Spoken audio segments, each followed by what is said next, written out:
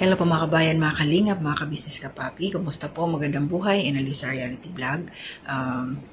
Meron ho akong paparinig sa inyo. Isa po ito sa bumatikos kay Kalingap Rab. Mukhang ano to nakikisabay o nakikisakay. Nananahimik ang Kalingap, si Kalingap Rab, pinasukan ng ganitong klaseng mentalidad. Pero bago yun, tumayo yung subscribers, silent viewers, mga commenters, nagla-like, nag-share, mga hindi po nag-skip ng ads, maraming salamat po sa inyo. Sabi nga Diyos magbayad sa inyong kabutihan, sa pagsusuporta ninyo sa akin. So ito, pakinggan ho muna natin. Usap-usapan ho ito ngayon Pangalan pa lang niya talagang makagago na Inakusahan niya si Kalingap Rab. Para sa akin, pag-aakusa yan. Pero sige lang, kasi God knows kung ano yung ginagawa ng Kalingap team, nila Kalingap Rab, nila Kuya Bal. So ito, pakinggan ho muna natin kung ano yung sinabi niya. At the same time, ipapakita ho natin sa kanya, isa lang to sa mga project ngayon ni Kalingap Rab. Kasi, meron binanggit dito ito si Makagago, bagay sa kanya yung kanyang pangalan, Ito, panoorin muna natin. The biggest poverty porn star sa balat ng history ng Pilipinas. The biggest groomer, mga kahombre ko. The biggest clown. The clowns of all clowns. The legendary clowns, mga kahombre ko. Kalingap Rab Team Kalingap. Palakpakan ang mga putang inangyan. So yun na mga Kalingap, napaka-exaggerated niya, grabe ang kanyang, as in, ginawang ang tawag niya kay Kalingap Rab, isa daw sa poverty porn. Grabe, tapos minura-mura pa niya, di ba, sa bandang huli. So ito yung masasabi ko sa iyo, Sir Makagago. Ikaw po, ilan na yung napabahayan mo? Sayang yung ganda ng channel mo. Tapos yung ginagawa, talagang panggagago. Ito yung halimbawa ko siya, Ito si Makagago. Halimbawa ko sa kanya na isa siyang klase ng nilalang na pumasok sa bahay ng may bahay. At syempre, ang may bahay, ang may are, nagulat. Pero, andoon, nanguha siya kung ano yung kanyang mapapakinabangan, pagkatapos minura-mura niya, sinira-siraan niya, kung ano yung mga pinagpuputak-putak niya. Ganon ka. Ganon si Makagago. Ba? Para siyang nag-trespassing ba? Ganon ang kanyang ginawa. Para sa akin, yun ang pagkakaano ko sa kanya, pagkakadescribe ko. Nakakagulat Napapanood ko na yan siya, dati pa. Pero hinahayaan ko lang kasi wala namang sa Kalingap Pero ngayon kasi, ginawa niya yung picture ni Kalingap Rab, ginawa niyang clown, kung ano-ano yung mga ginawa niyang mga effect doon sa mga Kalingap boys, nandoon sila, yung picture kinuha niya. Pero okay lang yun. So, ito Makagago, panoorin mo to. Ang sinasabi mo na, minor groomer. So, ito ngayon ang Tres Marias, example, ginagawaan mga minor de edad. Masasabi mo bang na-exploit yan ni Kalingap Rab? Masasabi mo bang ginagamit ang kanilang kahirapan? Pinabahayan. Andyan, nakikita na ngayon. Kasi para sa akin, pagka ganun na sinasabing poverty porn, yung pinagkakakitaan, yung mahihirap para sa akin, Tapos, baliwala lang, yung walang return. Iba ang ginagawa, Makagago. Kaya nga Kalingap, nililingap nila yung katulad nitong mga batang minor de edad, hindi sila ini-exploit, binigyan, pinagagawaan ng bahay kasi yung kanilang tirahan, hindi sa kanila at butas-butas pa. So, asa ang parte doon yung sinasabi mong poverty porn? Ito si Kalingap Rab, na ginagamit yung kahirapan ng mga tao. May balik. Tinutulungan. So, kung nakikita man na ibablog nila, pinapakita para gayahin.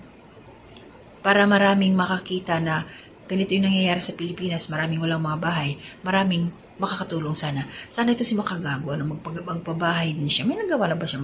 No? May pinabahayan na ba siya? 3 point something up million ang kanyang subscribers. So, ilan na yung napabahayan niya kaya? Ilan na kaya? Ano? Grabe siya. Grabe talaga. Pero sige lang. Ang ating Panginoon nakamasid kung ano yung ating pinagagawa. Minura-mura pa niya talaga dito sila Kalingap Rab. Ano bang ginawa sa'yo ng Kalingap team? Wala naman eh.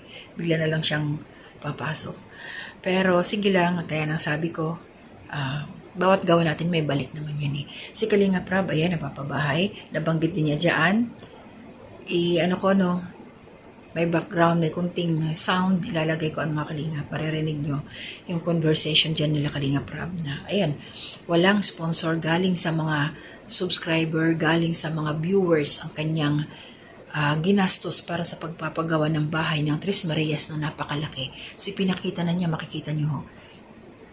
Buo na, may bubong na yung kalahati, pero nakita na yung picture doon sa loob talaga, as in. And then, pagkatapos niyan, nung ma-check nila, yung pinakita yung bahay, pinuntahan naman nila yung bahay sa ngayon ng Tres Marias, mga Kalingap. Kita mo, medyo nag-smile na sila Melissa. Pero hindi pa rin sila talaga pwedeng yung nakatutok yung camera. Pero naintindihan natin yun.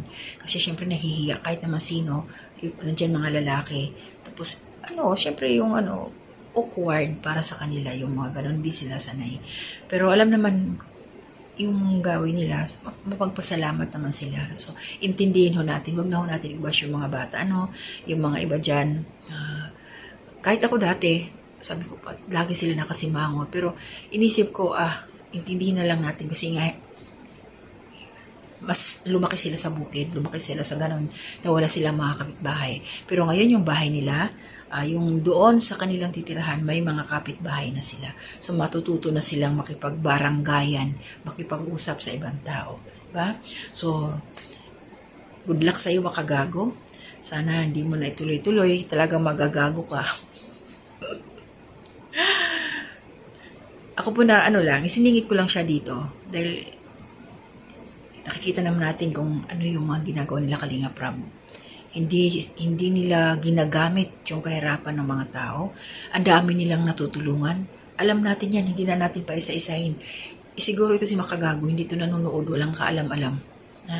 At baka wala rin siyang alam. Ang akala siguro, basta lang ito sila Kuya Bal na sila Kalingap Rab, basta lang vlogger lang.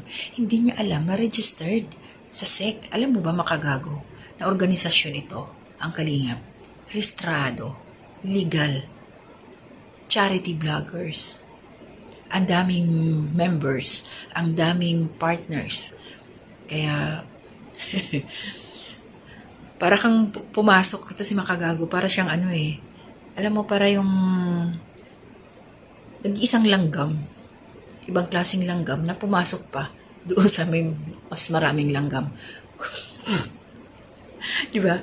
Parang puputaktiin ka talaga, Makagago. Nag-iisa ka lang. Putaktiin ka. Good luck sa'yo.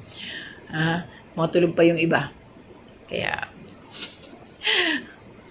aabang-abangan natin to si Makagago. So, yun lang yung sa akin ng mga Kalingap. Tuloy-tuloy po. Dahil ito sa ginawa na to ni Makagago, mas lalo po natin suportahan ang Kalingap. Dahil alam naman ho natin ang kanilang ginagawa na talagang pagtulong sa mga nangangailangan. Maraming natutulungan. Kaya, lalong iiyak ito si Makagago. Salamat sa ginawa mo, Makagago, dahil dyan, mas lalong mamahalin ang Kalingap. Mas lalong mamahalin sila Kalingap Rab, sila Kuya Bal. Dahil alam ng karamihan kung ano ang kanilang purpose sa pagbablog. Kaya good luck sa'yo, Makagago. Tingnan natin kung hanggang saan ito, hanggang saan ang kaya ni Makagago.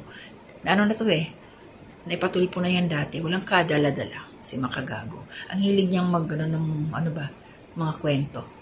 Mapanira siya. Nagmumura pa. Kaya good luck, may paglalagyan yan, Makagago na yan. So, support po natin sila, ayan, siyempre sila Kuya Bal Santos Matubang, Ate Edna Vlogs, Kalinga Prab, Jack Tapia Matubang, mga kare-pare actors na kasamahan ko, Kalinga Partners, Ka-Business Official, Power Hits TV, Ka-Business Family, mga kasamahan kong reactors dito sa Ka-Business Official, support po natin at ang mga kagwangs. So, shoutout po sa lahat-lahat na laging nariyan na nakasuporta po sa amin, Ka-Business Family, sa Ka-Business, yan kila Pinono at saka sa Kalingap. Salamat po sa inyo. Shoutout po. Wala mo nang isa-isa. Madaling araw na po. Ingat tayong lahat. To God be the glory. Bye-bye. Lang sponsor, ano? Lahat po ng pabahay natin sa ngayon is from the viewers po natin. Kaya po sa totoo lang, kahit may bakit tayo, tuloy pa rin tayo sa paglingap natin. Kasi hindi naman to para sa kanila, kundi para sa mga tinutulungan po natin. Kagaya ng Tres Maria, si Ingkit, Supermax, sila yung mga ongoing pabahay natin ngayon. So ngayon, ready na ba kayo? Boys? Yes! And we are Kalinga TV Squad!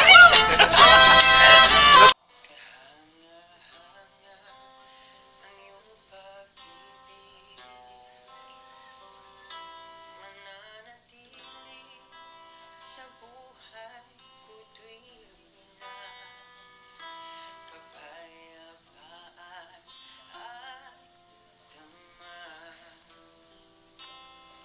kalayaan sa'yo nakita.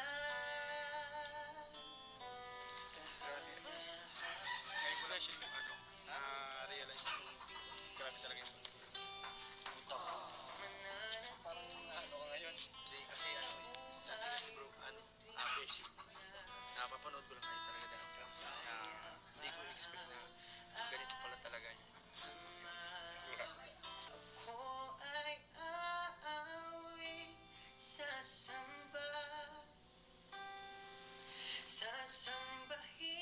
at pupurihin ka. parang ikaw, hindi yan sa'yo ha. Ikaw manood yan sa'yo. So tara, check natin mga bro. Let's go. Alright. Ay, okay lang ba? Kumusta ka na? Kumusta si Maribel? Kumusta si Maribel? Okay naman po. Okay naman. May bubong na. Kalahati na agad yung bubong. Grabe, nakakatuwa naman. Yes. Ha? Lawak, ngalawak nga. Ilang kwarto to, Super JR? Dalawa. Baka talaga super gear, parang may super power. Bilis. Ilang ano na to, linggo? Tatlo? Pa 3 weeks ngayon? Pa 3 weeks pa lang. Ano pa lang ngayon? Tuesday pa lang. Tatapos pa lang yung linggo. Baka talaga, Super JR, super ka talaga. Tapos sila lang yung nagagawa. Ang bilis na. Oo, ilang kayo? 5 na po kay Rabi. 5. Para mas mabilis si ano? Si Melissa. Melissa. Labas ka, Melissa. Tika. Wow! Liwalas, grabe naman. Punta dito wala, di ba sila ganda? Laki ng pinagbago nga, di ba? Galing. Ang laki ng pinagbago nyo. Bagong-bago na. Ako lang yung luma. Nakakatawa naman kayo. Asan sila mama nyo?